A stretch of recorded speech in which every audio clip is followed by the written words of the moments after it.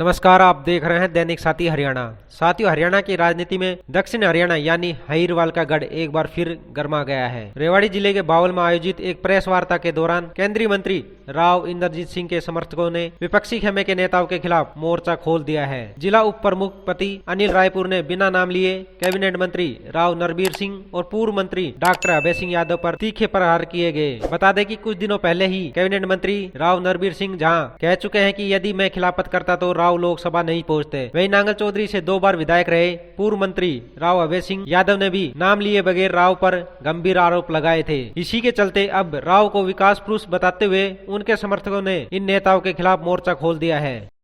आप सभी को पता है, दक्षिण हरियाणा में जो कद्दावर नेता है, पूरे हरियाणा के कद्दावर नेता है राव इंद्रजीत सिंह जी, उनके बारे में कुछ लोगों ने नाम ना लेते हुए जो टिप्पणी की है, उसके लिए हमने ये प्रेस वार्ता रखी है। लोग कहते हैं कि भाई राव साहब ने क्षेत्र के लिए क्या किया है, तो सभी क्षेत्रवासियों को पता है, क्योंकि राव साहब अकेले दक्षिण हरियाणा के नहीं, पूरे हरियाणा के और देश के अंदर उनका नाम है, क्योंकि उन्होंने जीवन में कभी भी कोई भी रिश्वतखोरी या उसके ऊपर छोटा सा भी दाग नहीं, उनके परिवार पे नहीं है, ना राव साहब पे कोई दाग है। तो बात विकास कार्यों की है, तो विकास कार्यों में सबसे पहले नाम लेता हूँ एम्स का। आप सभी को पता है 2014 के जो चुनाव थे उसमें भारतीय जनता पार्टी को अपार बहुमत मिला था।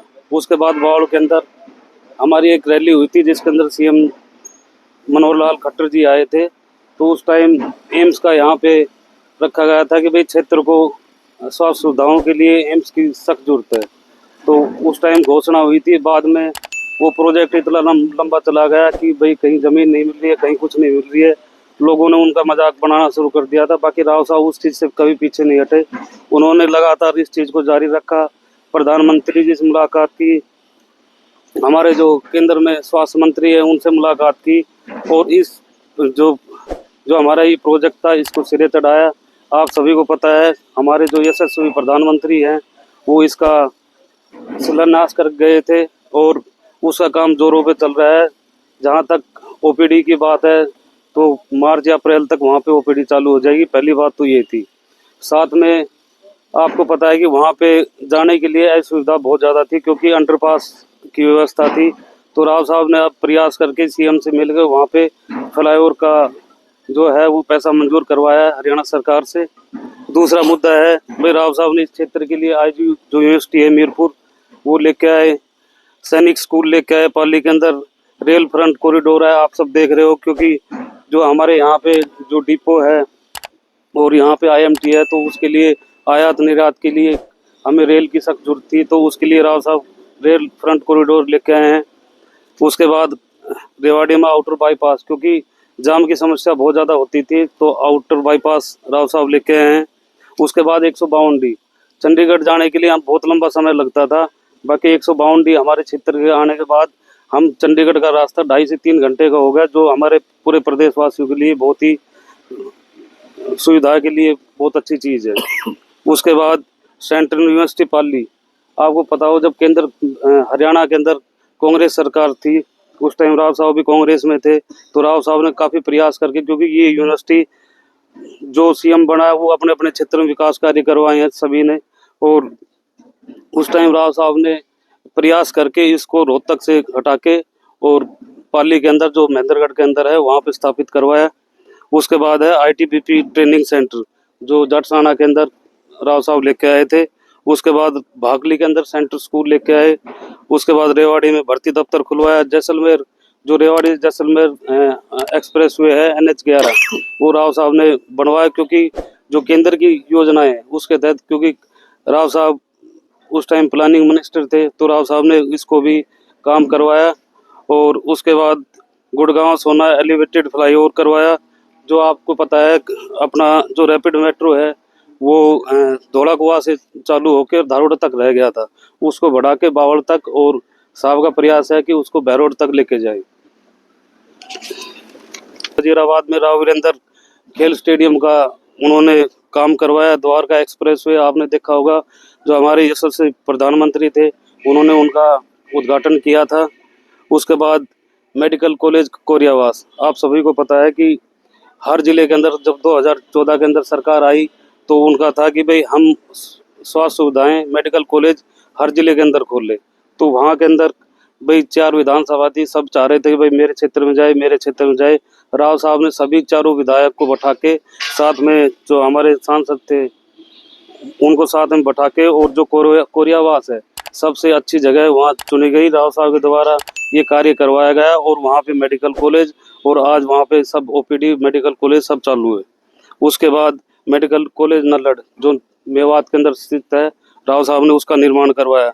अभी आपने देखा होगा 2014 से पहले लोग कहते हैं भाई हरियाणा के अंदर जो दक्षिण हरियाणा पानी भाई मैं लेके आया। आप सभी को पता है जब राव साहब ने उस टाइम कांग्रेस छोड़ी तो इंसाफ मंच बनाया था, क्योंकि राव साहब अपने क्षेत्र के विकास के लिए लोगों से हमेशा लड़े हैं, क्योंकि उन्होंने कभी भी क्षेत्र के विकास की अनदेखी नहीं की।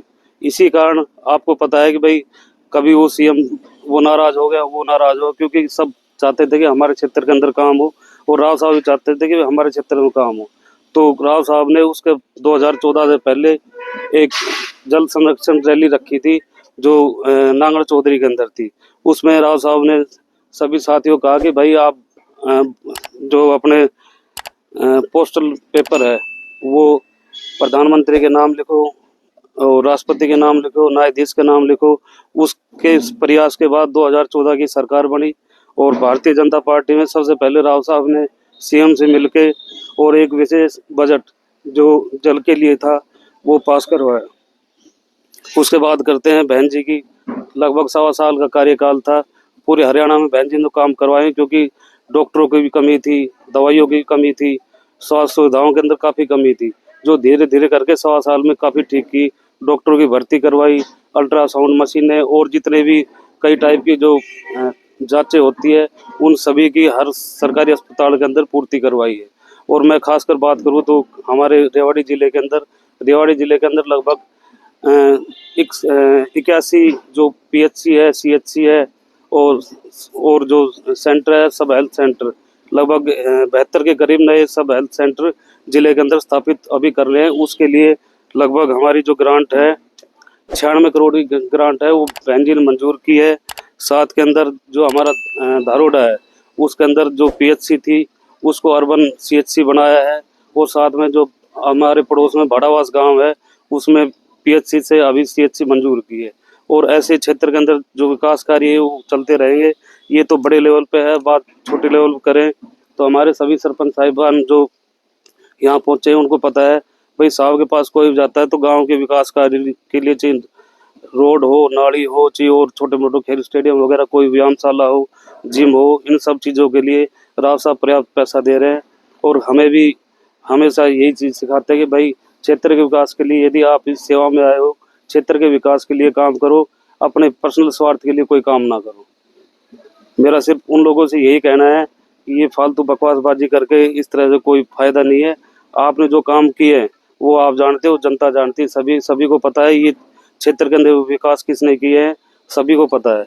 उन लोगों ने तो भाई भाई को भी दूर किया है, एक भाई को अपने पास बैठा लिया, दूसरे भाई के खिलाफ एफआईआर लॉन्च करवा दी, इस तरह के काम उन लोगों ने किए। तो मैं उनको सिर्फ इतना चेताना चाहता हूँ कि इस तरह की किन लोगों ने किया है, कौन लोग हैं? उन्होंने राव साहब को बिना नाम लिए, आपको पता है, सभी को पता है, स्टेज के ऊपर नाम लेके राजा साहब की दर्जी राव साहब ने थोड़ी ली थी, वो तो जनता ने दी है। बब्बर शेर की पद्धति जनता ने दी है, राव साहब ने थोड़ी ली थी। है लोग बाग जो इस तरह की फालतू बातें कर रहे हैं, भाई उन्होंने क्या किया है, सिर्फ ये चीज बताने के लिए भाई कब कहाँ से स्टार्टिंग हुआ, कहाँ से हुआ।